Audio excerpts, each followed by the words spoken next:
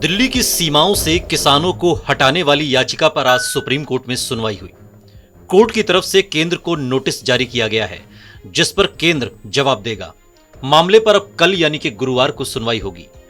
Court ने इस मामले में किसान संगठनों को भी पक्षकार बनाने को कहा है। सुनवाई के दौरान कोर्ट ने यह भी कहा कि मामला कानून व्यवस्था से जुड़ा हुआ है, जिसमें वो कुछ नहीं कर सकते।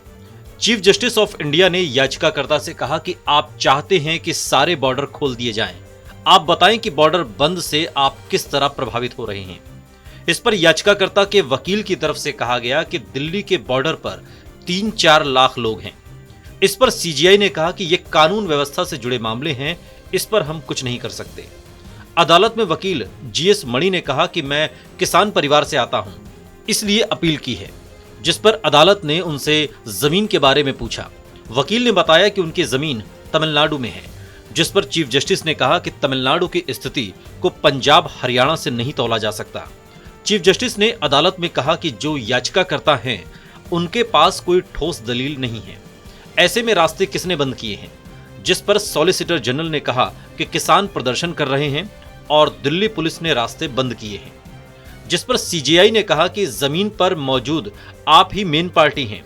सुनवाई के दौरान याचिकाकर्ता ने शाहीन बाग से जुड़े सुप्रीम कोर्ट के फैसले का हवाला देते हुए कहा, किसानों को एनसीआर बॉर्डर से हटाने का निर्देश जारी करने की मांग की थी। कोर्ट ने एसजी तुषार मेहता से कहा कि सरकार भारतीय किसान यूनियन समेत अन्य से बात कर रही है। सॉलिसिटर जनरल ने कहा कि किसान सरकार की बातचीत चल रही है। कृषि मंत्री, गृह मंत्री, रेल मंत्री समेत अन्य बातचीत कर रहे हैं। हर एक क्लॉज पर बात हो रही है। इस पर सीजीआई ने कहा कि आपका नेगोशिएशन काम नहीं कर रहा है। संभव है कि आगे बातचीत सफल हो।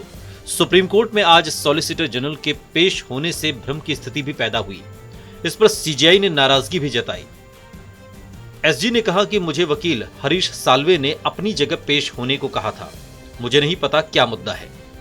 मामले पर अगली सुनवाई अब गुरुवार को होगी। देश और दुनिया की तमाम बड़ी खबरों के लिए देखते रहिए टीवी9 भारतवर्ष।